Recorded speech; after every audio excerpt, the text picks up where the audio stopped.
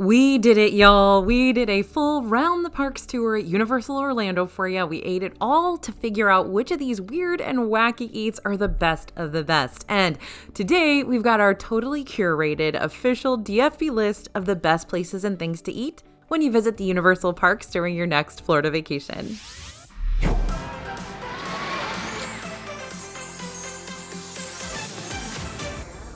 Hey everybody, it's AJ for Disney Food Blog, and today we are not being a Disney food blog, instead of being a Universal Orlando food blog. But that doesn't roll off the tongue nearly as well, so let's stick to DFB forever. Recently, I went to Universal Orlando with a couple other members of the DFB team, including Bria, my script writer here and just writer extraordinaire, and of course DFB Cassie was there. And we wanted to eat everything, literally everything, and report back to all of you the very best stuff you need to try during your next visit. In fact, if you head over to the All Ears channel after this, you'll see who I got to join during my last Universal visit. Quincy, Cassie, Bria, and I navigated the world of wizards and dinos and minions together during the latest All Ears Perfect Day video. Collab of the century, eh? But for now, sit back, relax, and get ready to eat the best food around the Universal parks with us. And trust me when I say I'm just as shocked about some of these entries as you're gonna be.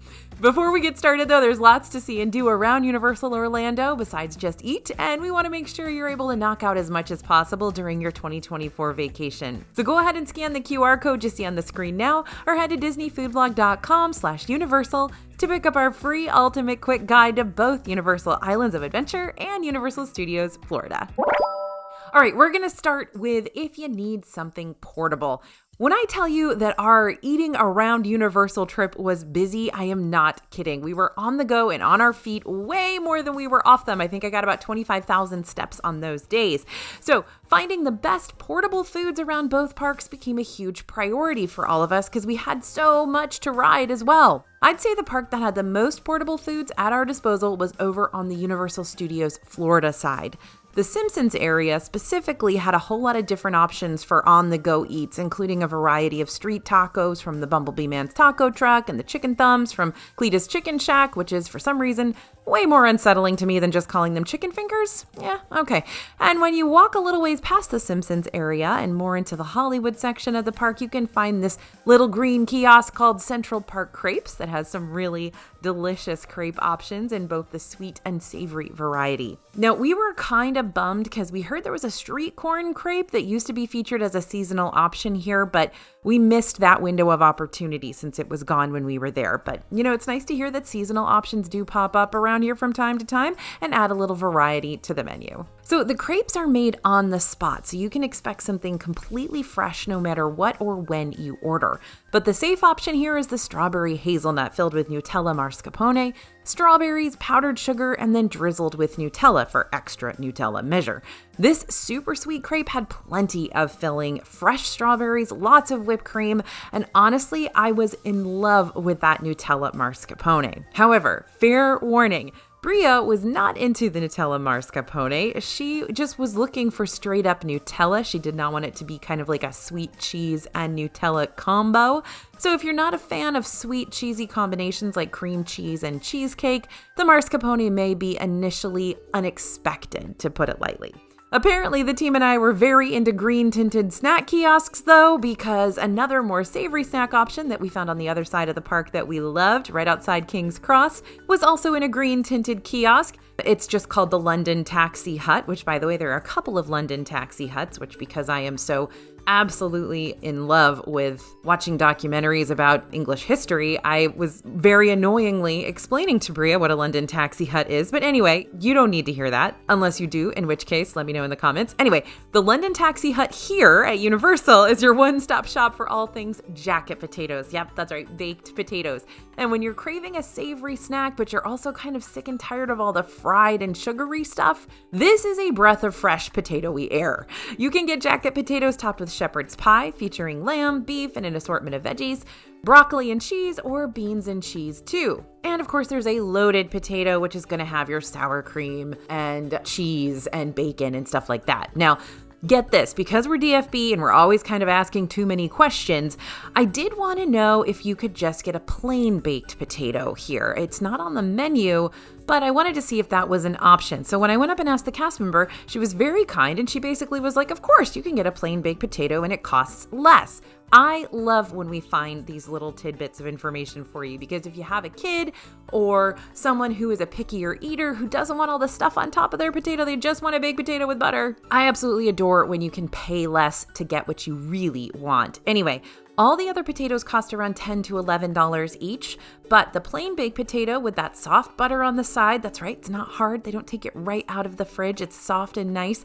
It's about $7.44 instead. So you're going to save $3 to $4 depending on the taxes and all that stuff. Now, speaking of potatoes, because legit, we probably could have made this whole video about Universal Orlando potatoes and potatoes only.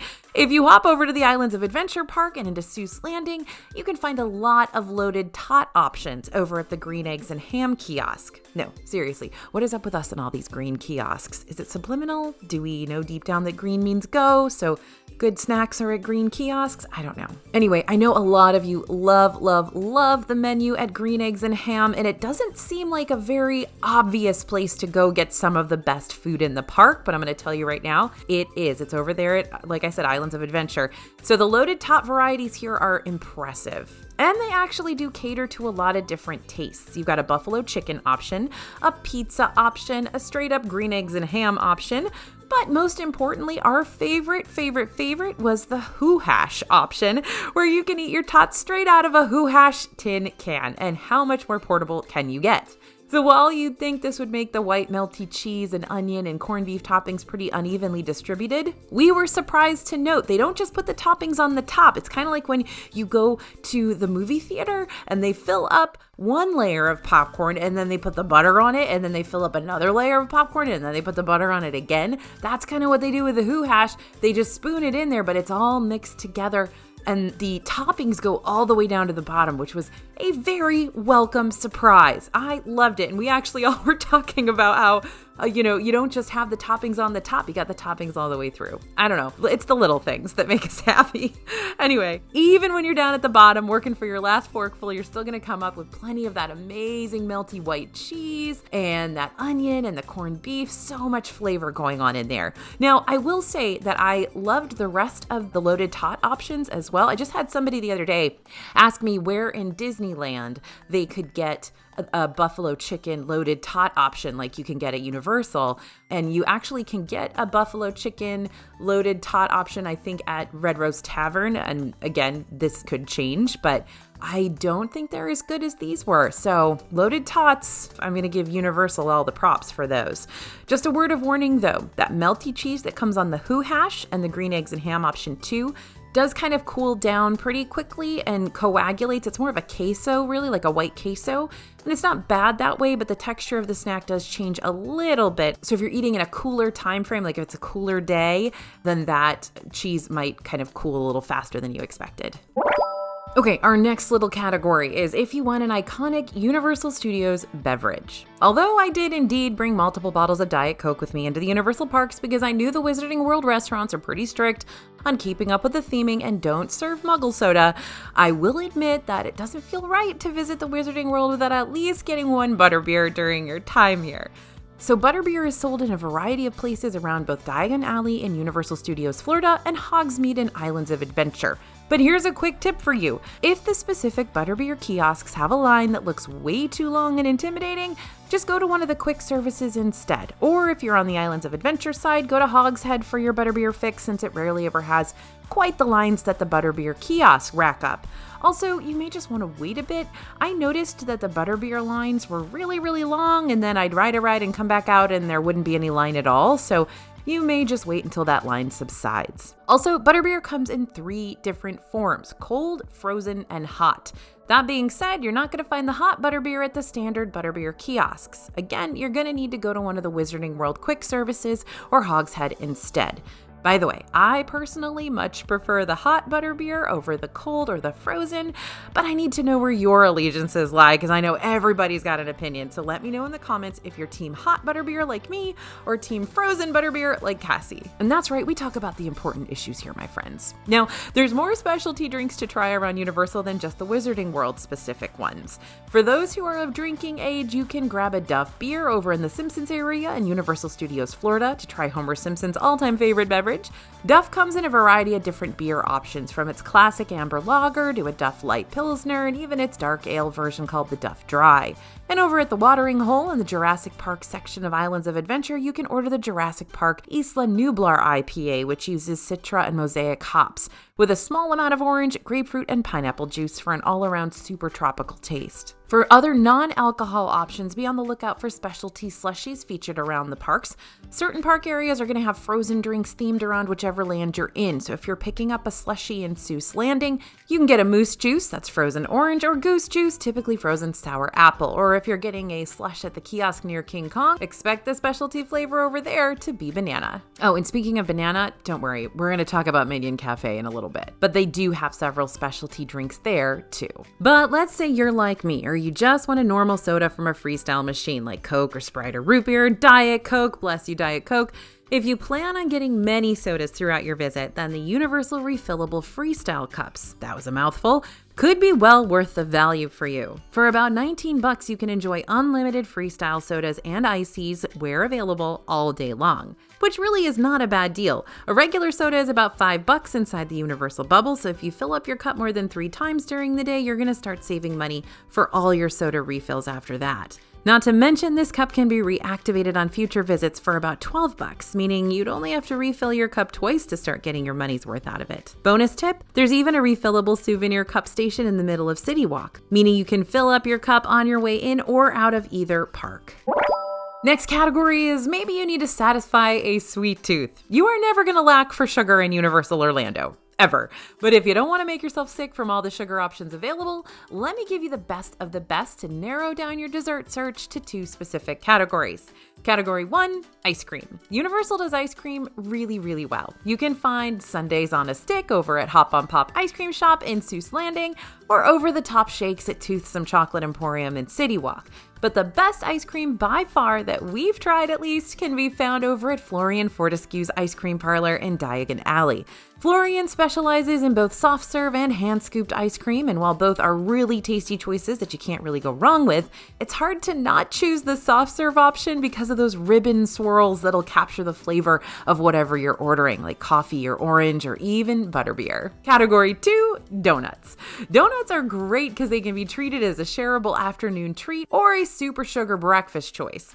For an innovative donut experience, swing by Voodoo Donuts at City Walk before you head into one of the parks. Voodoo are known for their wild toppings as well as their absurd pastry designs. Now, this is a chain. You can find them in several places. But if you don't have one near you, definitely try the one in City Walk. You can choose from options like the classic Voodoo doll, filled with raspberry jelly, topped with chocolate frosting and embellished with a pretzel steak, the Universal Orange Sickle, or the Giant Texas Donut. And speaking of giant donuts, those signature pink donuts, just like Homer likes to eat, can be found over in the Simpsons area too, over at Lard Lad. Yes, I absolutely adore that there's a place called Lard Lad. It makes me very happy. And fun fact, the massive pink donuts they sell at Lard Lad are locally sourced from an Orlando bakery called Donut King, which just so happens to be the same place where Disney gets their Joffrey's donuts. Small world, right? Now, if you get a pink donut at Lard Lad, you'll definitely want to share it because this thing is ginormous. But the novelty of how gargantuan it is definitely adds to the fun and makes for a good picture op too. Now, in terms of quality with the Lard Lad donuts, I really like the Joffrey's donuts that come from Donut King over there in Disney. They're usually really fresh. They taste really, really good. The Lard Lad donut that I tried this recent visit it tasted like it had been there a little while. Like maybe they brought them the night before or something like that. Of course, I don't know that that's the case, but it didn't taste quite as fresh as the ones that I get at Joffrey's in Disney World. Now, am I eating a Joffrey's donut every single day? No, I'm sure there are some that are a little bit stale. I'm sure there are some that aren't the best. So maybe I just had a bad lard lad donut and I've had all good Joffrey's donuts, but that's the situation. I probably wouldn't get a lard lad every single time I'm at Universal. It's more for kind of for the picture and the novelty. Now, what if you want a quick service that's unique? Much like you'll find in the Disney parks, many of Universal's quick service restaurants are highly immersive when it comes to theming. You've got the Comic Strip Cafe and Toon Lagoon at Islands of Adventure, Thunder Falls Terrace in Jurassic Park, Moe's Tavern in the Simpsons area of Universal Studios Florida, Mel's Drive-In, that's off in the Hollywood section, and the list goes on. But if I were to shout out 3 quick service locations in particular that go above and beyond with theming throughout their dining room as well as their menu, these are the places that deserve the spotlight. First, and this probably won't come as a shock, but both the Leaky Cauldron in Diagon Alley and the Three Broomsticks in Hogsmeade feel like they've been pulled right out of the Harry Potter universe and brought to life within both of these parks. Leaky Cauldron and Three Broomsticks have a very similar vibe despite them being in different areas. They're rustic, they're a little dreary, and they feel like the kind of areas you'd stumble upon during a D&D campaign. And while both menus offer up British-inspired fare, you will find a selection of different types of British fare depending on which one you're visiting. Leaky Cauldron serves items like fisherman's pie, Scotch eggs, toad in the hole, that's an English sausage baked into a Yorkshire pudding and served with onion gravy, by the way, and Three Broomsticks serves great feast platters you can share among your group. In general, we tend to like the lunch and dinner options a bit more on the Leaky Cauldron side, especially since Leaky Cauldron has that sticky toffee pudding. That's made with a dense cake, crunchy toffee bits, and creamy melty ice cream that makes the cake softer, but not in a soggy way, in a decadently moist way. The bangers and mash here is also satisfying and hearty with lots of veggies and soft mashed potatoes that almost reminded me of the mashed potatoes I used to get in my high school cafeteria back in the day, which sounds like an insult, but I was really excited for mashed potatoes back in school. Now, the sausage is really mild here. It definitely has a good flavor, but it doesn't have kind of that oniony, gravy-y vibe that you might be expecting from a British pub. But that might be good for folks who want to try out British fare while still keeping their theme park food options on a more approachable, safe tasting level. But there is a bigger variety at Three Broomsticks during breakfast. Don't worry though, some of the items do overlap between restaurants, like the fish and chips you can find at both Leaky Cauldron and Three Broomsticks. The fish and chips have a nice batter to fish ratio and are very salty, though I will say the salt was overpowered by Cassie's oh so generous dousing of lemon juice across the whole stinking thing. But if you like lemon juice on your fish, then you'd probably enjoy hanging out with Cassie in the Wizarding World. Or you just enjoy hanging out with Cassie in general, because Cassie's pretty cool. Now, I know I already mentioned this earlier, but the Wizarding World quick services do not serve normal drinks. Okay, so they serve some normal drinks like milk and tea and lemonade, but what they're most known for are their wizarding drinks. Of course, butterbeer is the staple option of these. But you can also order other interesting bevs like pumpkin juice and pumpkin fizz. And at the Leaky Cauldron specifically, you've got even more wizarding drinks to choose from, like Otter's Fizzy Orange Juice, made of an orange beverage with notes of vanilla and cinnamon, the tongue-tying lemon squash, which is a lemon-flavored beverage served with squashed lemon, which sounds like a drink Cassie would love, and the fishy green ale made with notes of mint and cinnamon and popping blueberry fish eggs. Now, Bria's note on the fishy green ale is that it did not pass the vibe check for her. Too many flavors competing against each other that all just clashed and fell flat in the end. But it's definitely different, and someone out there might love it. And now, let's talk about the newest quick service in the Universal scene, the Minion Cafe in Universal Studios, Florida. This place is very colorful, that is for sure. The whole shtick surrounding Minions Cafe is that this is literally a kitchen run solely by those little yellow guys that you're going to find posted on your aunt's Facebook page. Everything around here is bright and bold and minionized, including the food. And there is so much cool stuff to look at around the restaurant too. Please take a little bit of time to just sort of wander around. Check out the really funny things you can find for sale in their vending machines.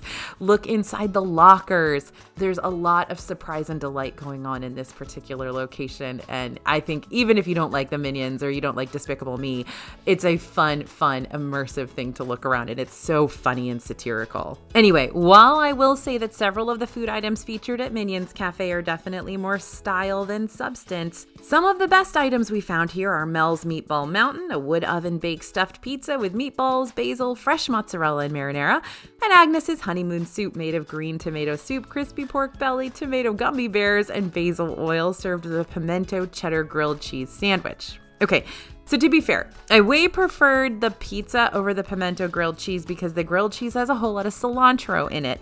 And if you're anything like me and you have that gene where cilantro doesn't taste good, it's hard to get past with this one. It's also kind of hard to get past the very, very, very slime green look of the soup.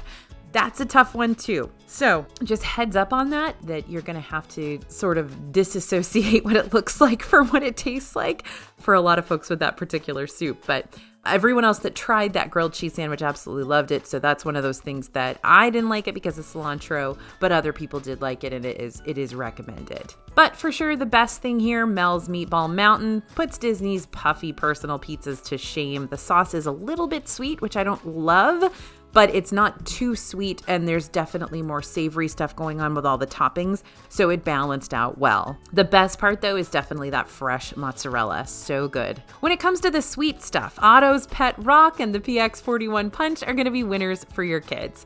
Otto's Pet Rock is made with peanut butter mousse, strawberry jelly, crushed peanuts, and banana cake dipped in a chocolate shell that looks like a pet rock with big googly eyes. Actually, ours looked like it was crying at the thought of being eaten alive, but let's not think about that too much. Rocks aren't alive. The PB Mousse is the real knockout in this dessert. It is creamy, it's light, and it's not too overpoweringly sweet. But the jelly does help add another layer of fruity sweetness, like a PB&J sandwich. The banana cake on the bottom didn't feel necessary. Like, it kind of tasted like a stale graham cracker and didn't really do a lot for the dessert itself, but it's such a small portion of cake that it doesn't take away from the rest of the PB&J flavor. As for the PX41 Punch, this is an evil Minion-style drink made with lemonade, strawberry, and kiwi flavoring, a purple whipped topping, and blue raspberry Pop Rocks, because why not? Now, when you top a drink with Pop Rocks, you know you're in for a good time. Is this drink hydrating? No. Is it pretty much super sugary, fruity lemonade? Yes. Are your children absolutely going to think it's the best thing ever? You betcha. The cup is cute, the Pop Rocks are fun, and if you like creamy, sweet-tasting lemonade, then you're probably going to like this yourself.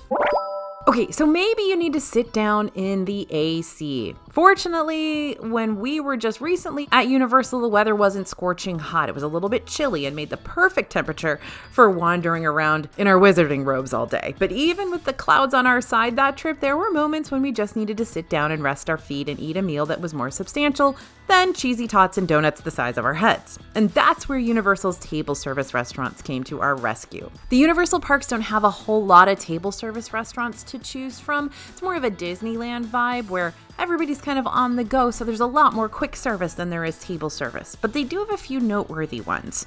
One of their most popular table service locations is Mythos, which is over on the Islands of Adventure side. Mythos is kind of like stepping inside a cavern of Greek mythology. And yes, Percy Jackson fans, listen up because you're going to like this one. On the outside of the restaurant, you're going to find waterfalls and rock formations, maybe even a cranky troll under the bridge out back if you listen closely enough. And while on the inside, you're going to be in a grotto-like atmosphere with even more rock formations and intricate artwork and water features and a soundtrack that sounds very much like a siren luring fishermen into the ocean. I don't know if that was the point of the soundtrack, but that's what it sounded like. So the menu at Mythos is a medley of Mediterranean, Asian, and American fare, with some of the more popular items being the spinach and garlic ravioli and the fork, knife, and spoon grilled cheese. Note, the grilled cheese is typically served on top of a Tuscan tomato soup with crispy pork belly, but you can always ask for them to be separated if you're not keen on your food touching or if you want to prevent your grilled cheese from getting a little bit too soggy.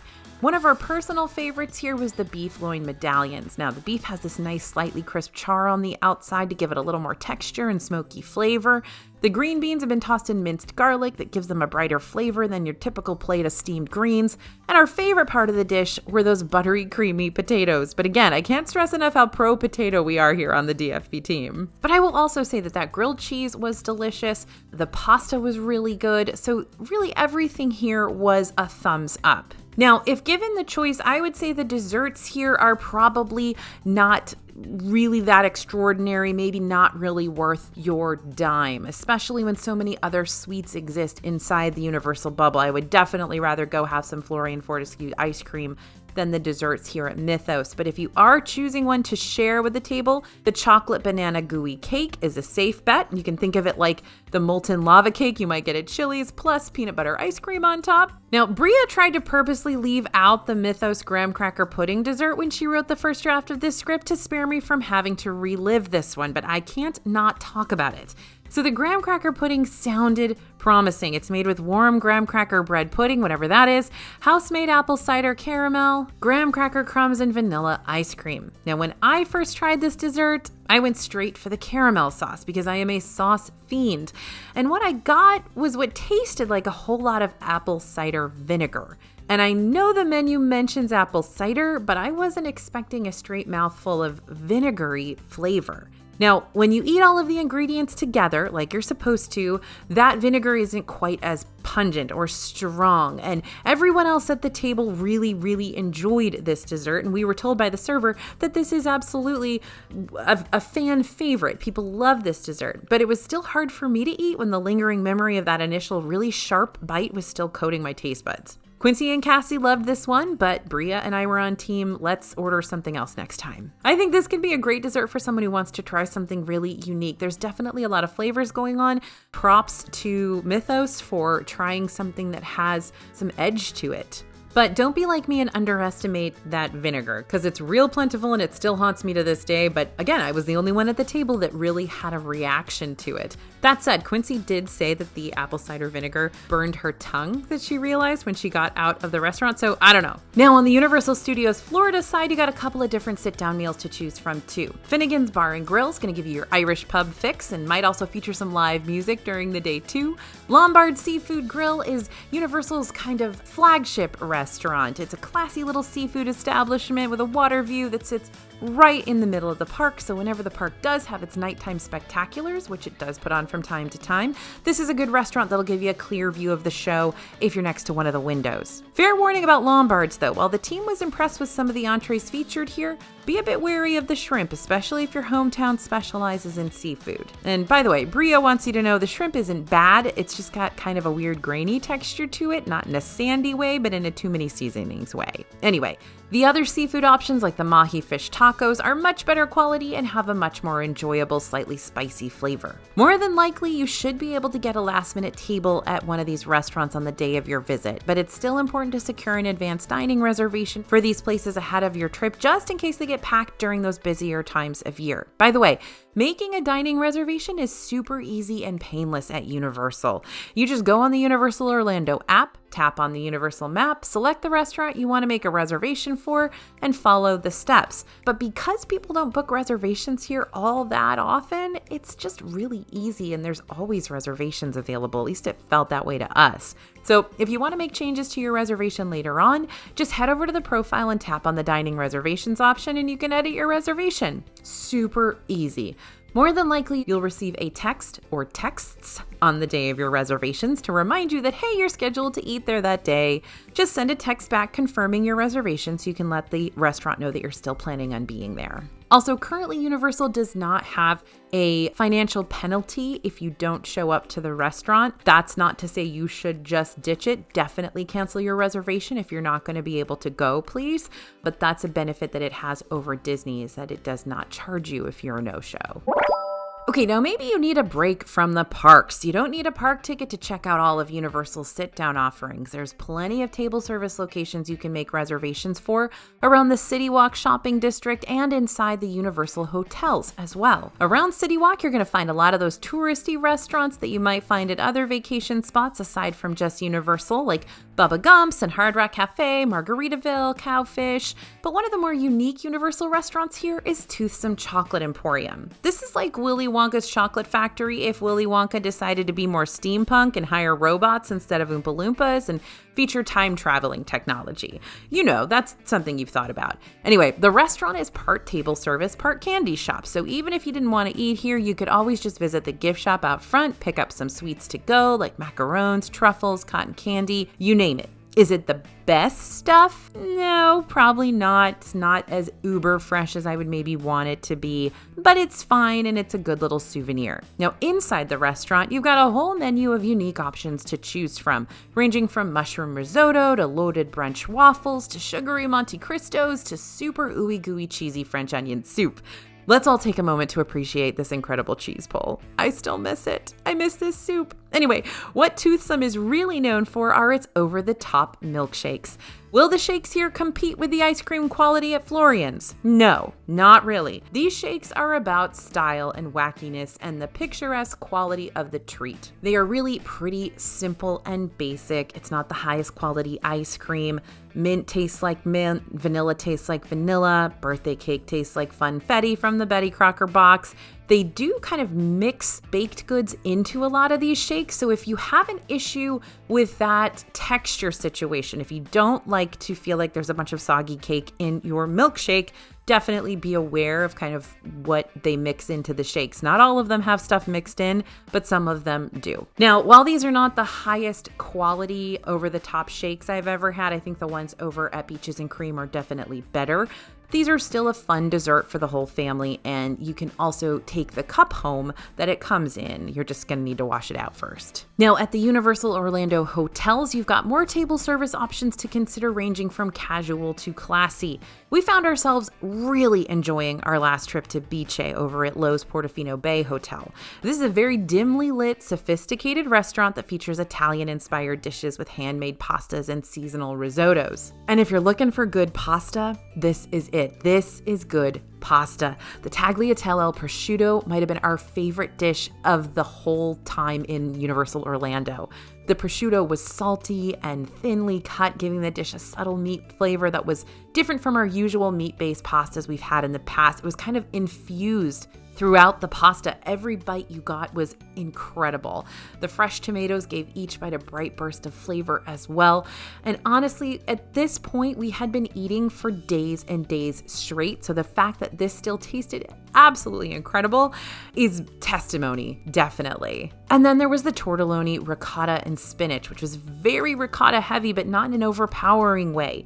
The ricotta was savory and creamy, and the pasta itself was well cooked, not too soft, not too al dente. I thought this was absolutely delicious. It was my favorite pasta ever until I tried that tagliatelle al prosciutto, which just blew it out of the water. So both were very, very, very good. Now, you pair that with a complimentary bread brought to your table before the meal, and you've got yourself a whole lot of yum to look forward to. Now, this definitely isn't a restaurant you're going to want to book reservations for if you've already had a full day of eating lots of food, since dinner here is pretty heavy, but it is a great option if you're looking for a date night vibe without leaving the Universal sphere of influence. So just walking down memory lane here from our Universal eat-around adventure is making me feel full all over again. There's so much to see and taste in Universal Orlando. There's so much we didn't talk about even here today, so we are going to be putting together a bunch more videos for you, kind of going into more detail about the restaurants and the rides and everything else you're going to be able to experience at Universal Orlando. But today we just wanted to give you the best of the best. We're excited to keep on exploring and munching alongside with you. Let me know in the comments what you want to see and hear and learn about and experience with us in Universal Orlando. Okay, ready to keep planning your dream Universal vacation? Be sure to download our Universal Orlando quick guide right now for free over at disneyfoodblog.com/universal. Thanks for listening, everyone, and thanks for watching. As always, this is AJ for Disney Food Blog, and we'll see you real soon.